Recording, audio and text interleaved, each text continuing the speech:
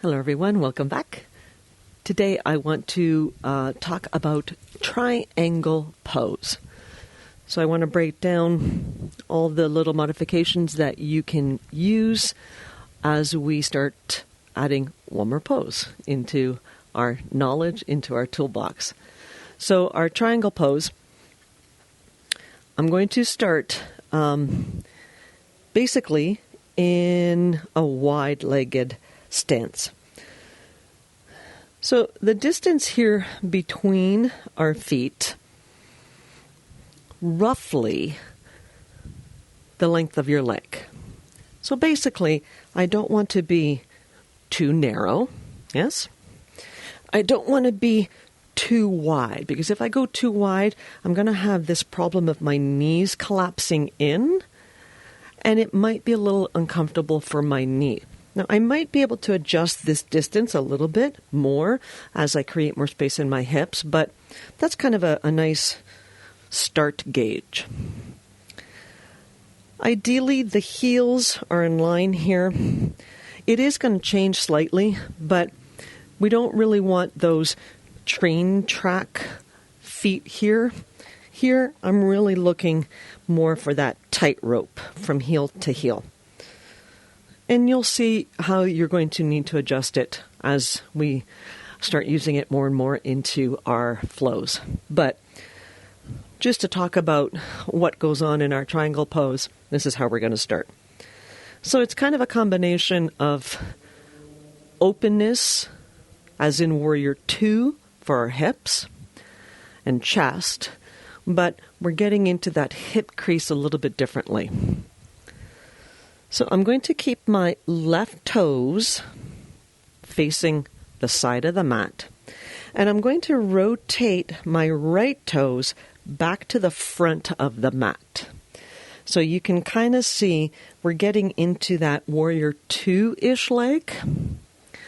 I'm not bending the front knee. I'm keeping both legs long. So right away I have an opening of the hip.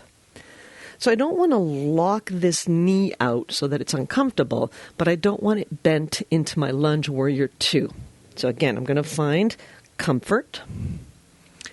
I might need to readjust where my torso is. I might need to adjust that back foot a little bit, because right now my left is my back and my right is my front. I'm still starting with the shoulders over the hips. I start there, but then it starts to move pretty much right away.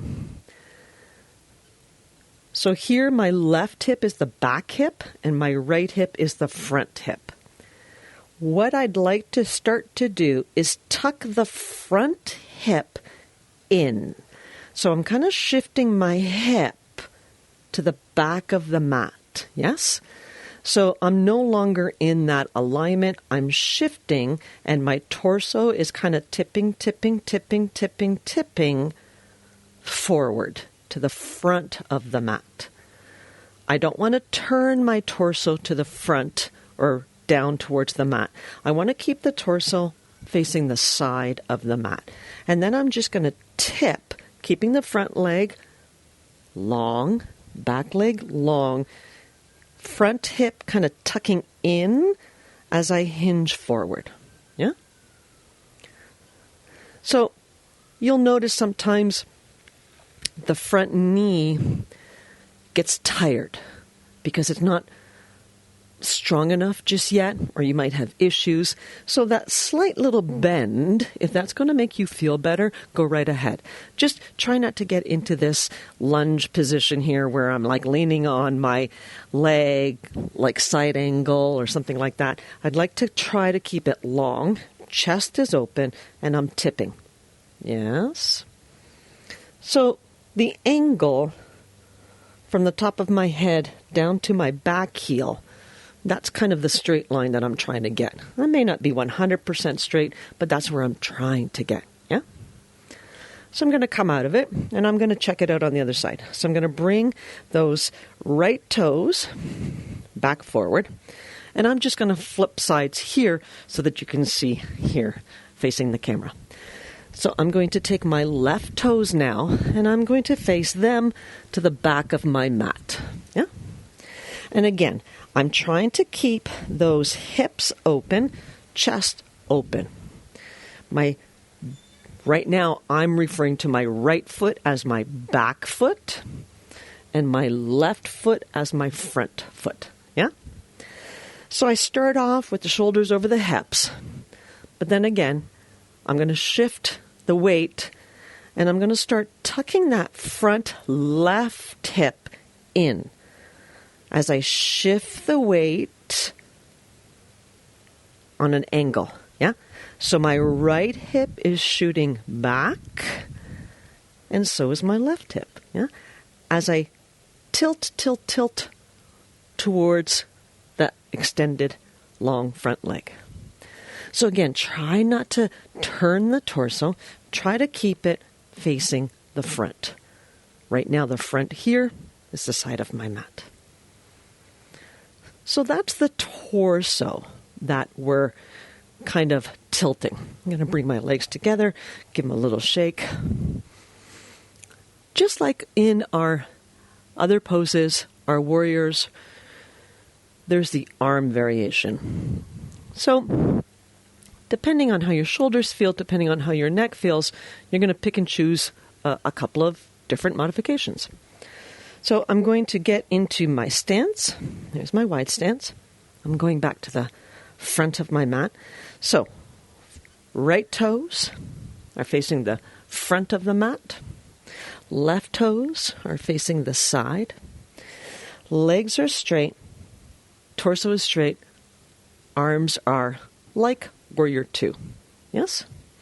So here, as I start tipping, think front hip tipping in, almost like you're trying to reach with your right hand forward. I'm reaching. And then I'm going to tip.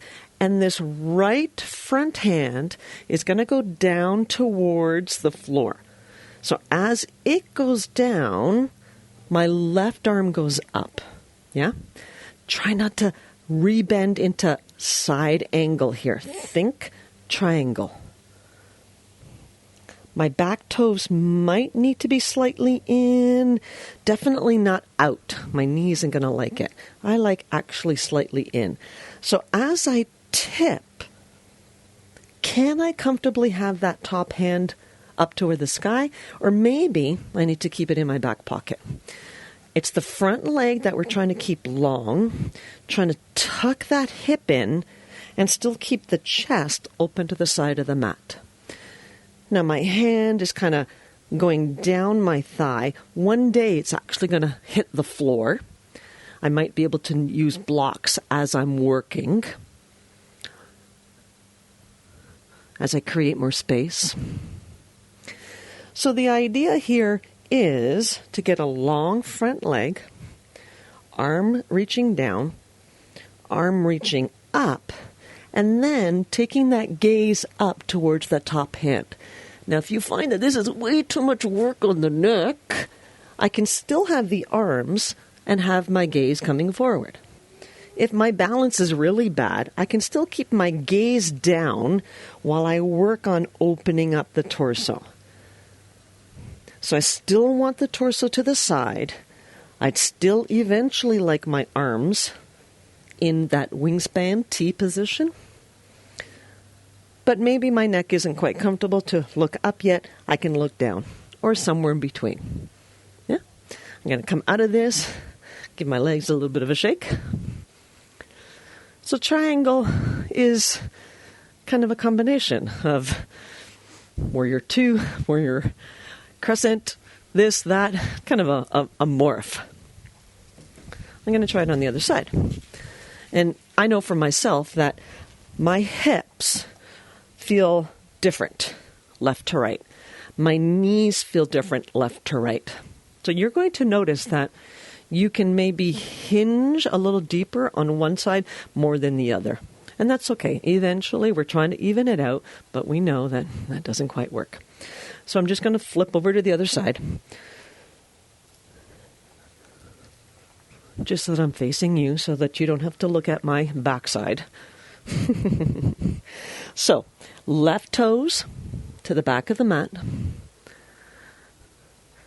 My right toes to the side. So they're kind of in an L position, yeah? I'm going to start off with my legs straight. And again, this stance, I said about a leg's distance apart. You might have to start, a little narrower. Eventually getting a little wider, but your knees and your hips are going to tell you what you need. So again, from here, I start off stacked, shoulders over hips, and I can get into my warrior two arms. So again, I'm trying not to have my L arms. I'm trying to keep them shoulder height. And then as I tuck my front hip, it's almost like I'm shifting the weight to the back leg. Not so much the weight. I'm shifting my hips to the back. I'm reaching forward with that front hand. And I'm starting to tip all at the same time. I know that's a lot. And as I start to tip, I might notice, oh, that's it. That's all I got. Okay, here's my hand. And maybe I need to keep my hand here. But what I'm looking for is straight front leg, chest open, and I'm planting into the feet. Yeah? So I'm looking to eventually get lower and lower and lower, chest open. So I got quite a bit of rotation going on in my spine, that low back, which is what we want, but we don't want it to hurt. So I might have to come up a little bit, depending on how I feel. I might notice that hand up to the sky is, I feel pretty good. Depending on how my balance is today, I might even notice, I can look up. Maybe I'm a little closer to the floor one day. My hand is going to be on that floor one day. But today, it's only at my shin area. And you might even need a little bit of help. Try not to bear down on that shin because your knee may not like it. So I'm tipping, maybe looking up, trying to keep the chest open. So at first this is going to feel a little uncomfortable, but then you're going to get into that hip and it's going to be like, oh yeah, that feels really good. And then as you come out, ground into those feet. Remember, the front knee, make sure that he's happy. So I don't want to bend into a lunge, but I'd like to use the support of my legs. I bend a little bit to get up because that feels good for me. And then I release those feet back and I kind of bring them in towards each other. Give those hips a little bit of a break. So triangle really gets into those hips. You're going to notice that once we start adding that hinge into our flows, that I'm hoping that it really gets into those hip sockets and really starts to pry open the tension that many of us hold in our hips. So again, after that, you might notice that, you know what? I need a little bit of a break. I might come down and just give the legs a little bit of a break. So triangle pose is one more thing that I'd like to add on into our flows. Again, it's something that you can move deep into once you create the space. So don't try to force that tip if your hip isn't quite ready for it, if your knee isn't quite ready for it. It's adding in the modification that works for you. That's what's going to create that space. We don't want to force anything. Try to ease into it. Even if your progressions seem like it's so little, millimeters at a time, that's still the better way to go, as opposed to jarring your body into something that it's not quite ready for, and then you're just going to injure yourself. So that's it for today's video. Just a little bit more on a new pose. Triangle pose. We'll talk to you soon. Bye for now.